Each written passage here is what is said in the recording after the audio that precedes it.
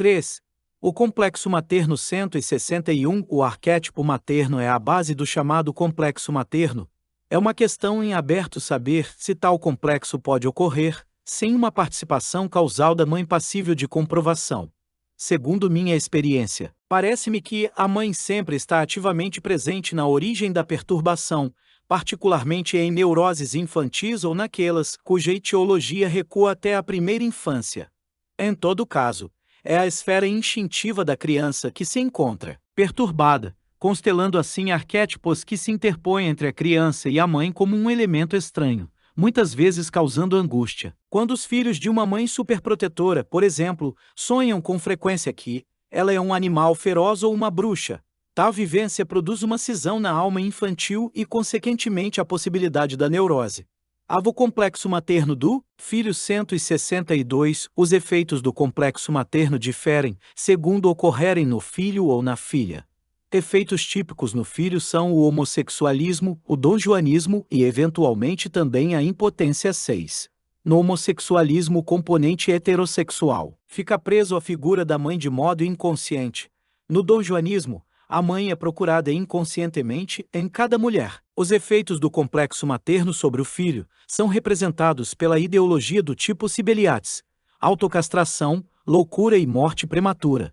O complexo materno no filho não é puro, na medida em que existe uma dessemelhança quanto ao sexo. Essa diferença é a razão pela qual em cada complexo materno masculino, ao lado do arquétipo materno, a ânima do parceiro sexual masculino desempenha um papel importante. A mãe é o primeiro ser feminino com o qual o futuro homem entra em contato e ela não pode deixar de aludir, direta ou indiretamente, grosseira ou delicadamente, consciente ou inconscientemente à masculinidade do filho, tal como este último toma consciência gradual da feminilidade da mãe ou pelo menos responde de forma inconsciente e instintiva a ela. No filho, as simples relações da identidade ou de resistência no tocante à diferenciação são continuamente atravessadas pelos fatores de atração ou repulsa erótica. Assim sendo, o quadro torna-se substancialmente complicado.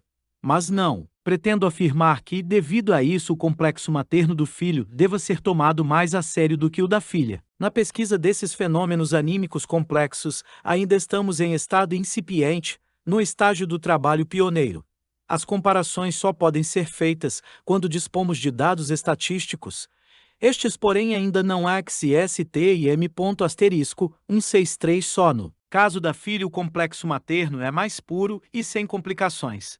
Trata-se nele, por um lado, de uma intensificação dos instintos femininos provindos da mãe e, por outro, de um enfraquecimento e até mesmo de uma extinção dos mesmos. No primeiro caso, a preponderância do mundo instintivo provoca uma inconsciência na filha de sua personalidade. No segundo caso, desenvolve-se uma projeção dos instintos sobre a mãe. Por ora, devemos contentar-nos com a constatação de que o complexo materno na filha ou estimula efetivamente o instinto feminino ou o inibe na mesma proporção no filho. Porém, o instinto masculino é lesado por uma sexualização ANUR-ML.*164, uma vez que complexo materno é um conceito da psicopatologia, ele vem sempre associado à ideia de dano e sofrimento. No entanto, se o tirarmos desse quadro patológico demasiado estreito, dando-lhe uma conotação mais ampla e abrangente, poderemos fazer menção também de sua influência positiva. No filho, produz, além do homossexualismo ou em lugar dele, uma diferenciação do eros. Algo neste sentido é sugerido no Simpósio de Platão, ou então um desenvolvimento do bom gosto e da estética, fomentados pela presença de um certo elemento feminino. Podem ainda ocorrer dons de educador aperfeiçoados pela intuição e tato femininos, ou um espírito histórico conservador no bom sentido que preserva cuidadosamente todos os valores do passado.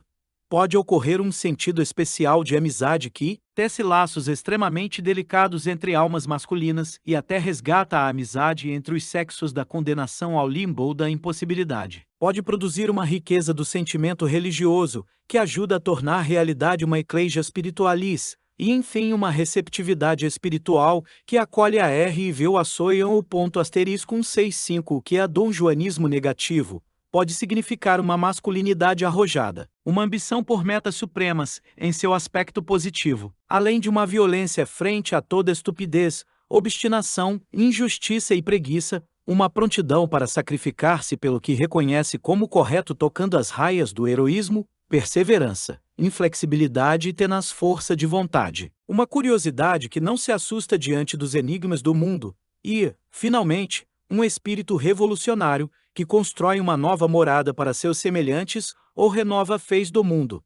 166 Todas essas possibilidades estão refletidas nos mitologemas que já citei como aspectos do arquétipo materno, uma vez que já tratei numa série de escritos do complexo materno do filho, inclusive a complicação da anima. Quero relegar a psicologia masculina ao pano de fundo nesta conferência, cujo tema é o arquétipo da M e *B.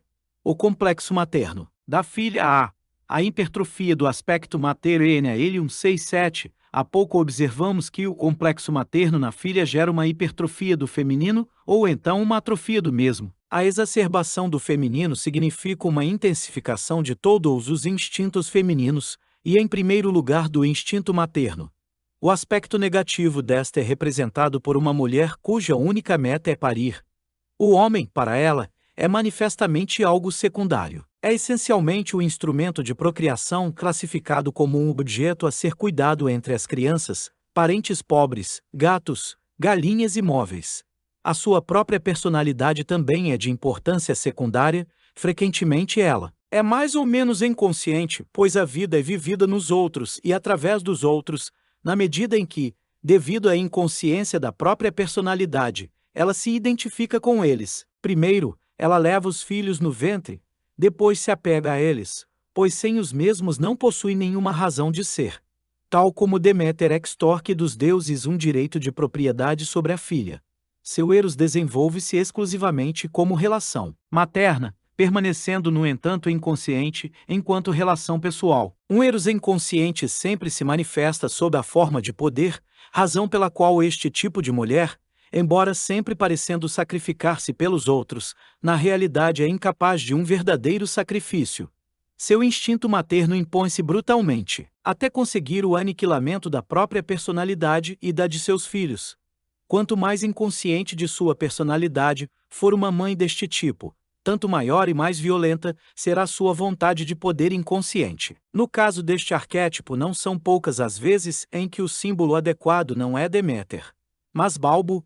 O intelecto não é cultivado, mas permanece em geral sob a forma de sua disposição originária, isto é, em sua forma natural primitiva, incapaz de relacionar-se, violento, mas também tão verdadeiro e às vezes tão profundo como a própria natureza. Ela própria não o sabe, sendo por isso incapaz de apreciar a graça de seu intelecto ou de admirar filosoficamente sua profundidade. Pode até mesmo esquecer o que acabou de dizer. Exacerbação do eros 168. O complexo causado na filha por uma mãe deste tipo não é necessariamente um resultado da hipertrofia do instinto materno. Pelo contrário, pode ocorrer que, na filha, haja uma extinção completa desse instinto. Em lugar disso, ela apresenta uma exacerbação do eros, que leva quase invariavelmente a uma relação incestuosa com o pai. O eros exacerbado provoca uma ênfase anormal sobre a personalidade do outro.